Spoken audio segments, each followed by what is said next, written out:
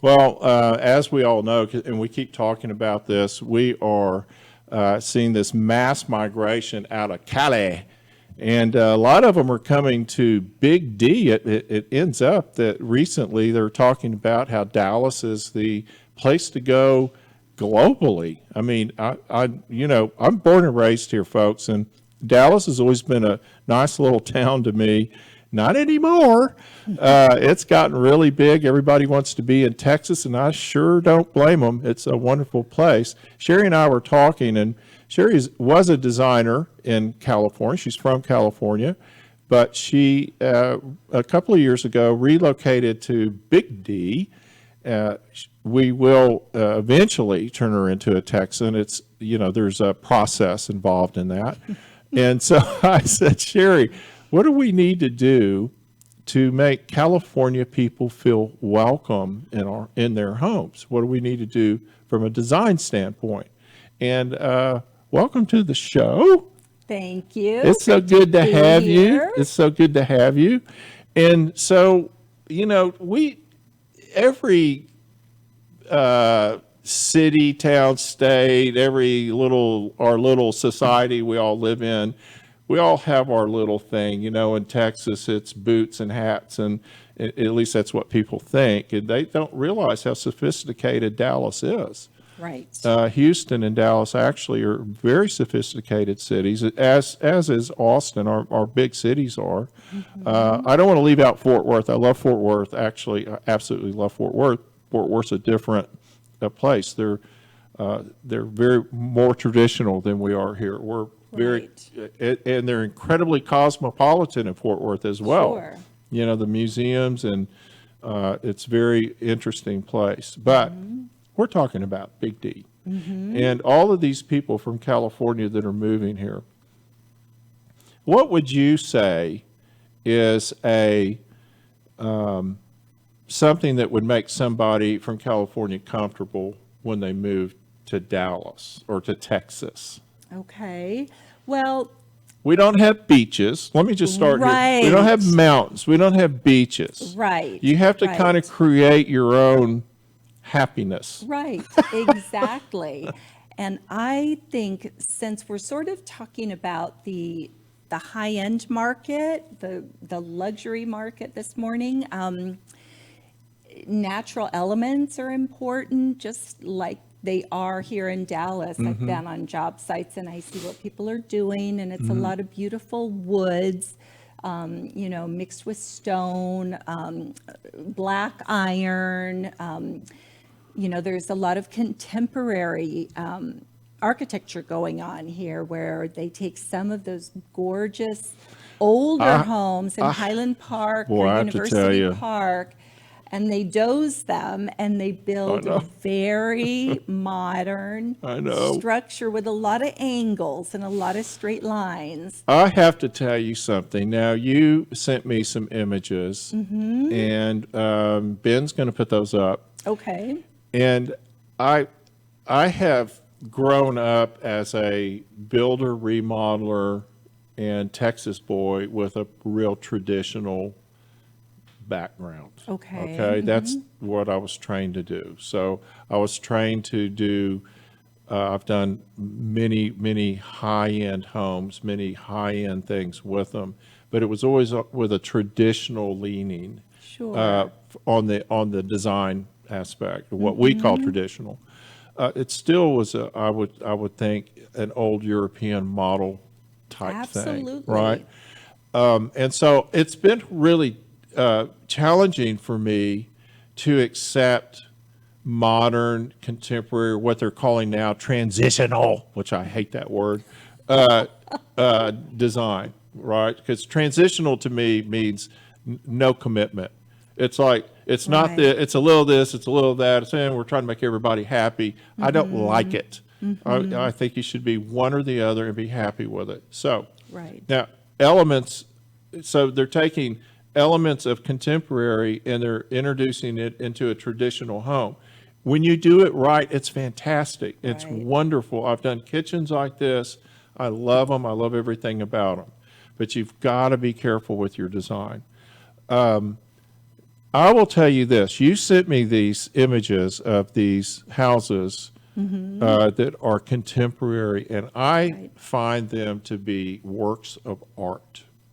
I always thought of contemporary and even transitional as white walls, straight lines, blah, blah, blah. I mean, Right. the only thing that makes a difference is the quality of the workmanship to me. Because I've been in houses, as I know you have, and they're contemporary. They got the straight lines, the sharp corners, everything's angular. But you look at it and you see the flaws in the quality. If the Right. quality isn't right, if the edges aren't sharp, Right. if the texture isn't right or the non-texture, if that all isn't done right, and then the color is so important, it doesn't look good. Right. You notice every Stands detail. out. Yes. Yeah. Because each element serves a purpose. And we'll look at some images, but in Los Angeles, and I've broken it into two categories. Okay, so this is a home high above Sunset Boulevard. It's in Bel Air, and it's funny what's happening in this area. It's all about the view. It is all about the view, and they're building homes. They're buying properties for maybe $5-10 million, bulldozing them, and then putting on a $50 million I mean, property. why not bulldoze a cheap little It- $10 million property? Well, there is just I stupid kn- money I in knew LA. I should have I'm been an telling actor. you. Why wasn't I an actor? I'm sorry, mommy. Well, there you go. So in this particular home, the walls kind of, they all close in or they all open up. And it's important in LA because you don't have the bugs and you have fabulous weather. So in the discussion about the design aspects and the details of this type of architecture is really the surfaces. It is. It's all the surfaces. It's like artisan finished, sleek, walls can be completely clad in stone. A lot of that is going on in Beverly Hills, Bel Air, Hollywood Hills, where you walk in and the whole thing is like polished stone.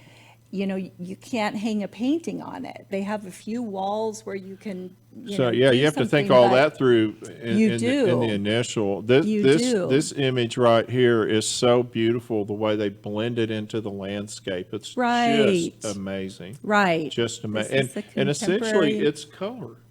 It's the Right. color. It is the color. It is the color. It's very somber. In Europe, and we'll talk about that later, but the color palette is very natural and sophisticated and really grabs your attention. Yeah. And they're doing a lot more of that. So the Here. point of my discussion with Shari today is really centers around things that I think really we all come from the same place. There's a commonality with Right. all of us, whether you're coming here from California or you're already here. Right. And some of it's generational. Yes. I really believe that. I've done a lot of soul searching the last couple of years because I've noticed these generational differences. The people that I worked for 30 years ago, it's their grandkids now calling. Wow. And so they're well, man, they're kids and grandkids. And they are, they want different things. Every generation wants something different Yes. than the last. They want to make their mark. And so Right. the trick in our business is kind of staying up with that and being able to change with it. Right. It's hard to do. It's a It is challenge. hard to do. Yeah. So this is a beautiful home. Where is this? Right. This is in Europe. This is actually in Europe. I think we're cycling through some LA images and Europe at the same time. So But yes, this is mixing. As you can see, there's more of a traditional wood floor to the left. So we're blending a lot of natural blending- elements. yes. Plus, they have all these big openings, so you're bringing the outside in. Right. So you're kind of, it's almost like you're creating views all over the house when you're in the right place, and it's not your Exactly. neighbor's fence. Right, exactly. Yeah. So let's see, what do we have next on the images? We Well, may have missed a few. Yeah, Did well, we? I think That's we got okay. our point. Oh, good. But we welcome everybody from California and New Right. York. We're and nice folks. You are nice folks. We love you to death, and we're glad you're here. And how do you like it? What's your impression? 2 Oh, years. 2 years. You either I love do it or love you're it. ready to go back. No, you know what? People are very friendly. There's a lot more culture here than I thought. What I didn't know is that the gentleman who basically did the layout and design for Beverly Hills also did downtown Dallas. He did kind of the Highland Park area. So when I drive through that area, I feel like I'm in Beverly Hills, which is very strange, and I don't think people know that exists here. Well, see, we think that Beverly Hills was designed after us. Well, we could do a research project and see where he actually designed first. But No, I know. yeah, That's amazing, and thank you so much for having this discussion with me today. And welcome to Texas. Oh, And, thank you. it's Thrilled always to be here. always fun talking to you. We're going to take a break. We'll be right back.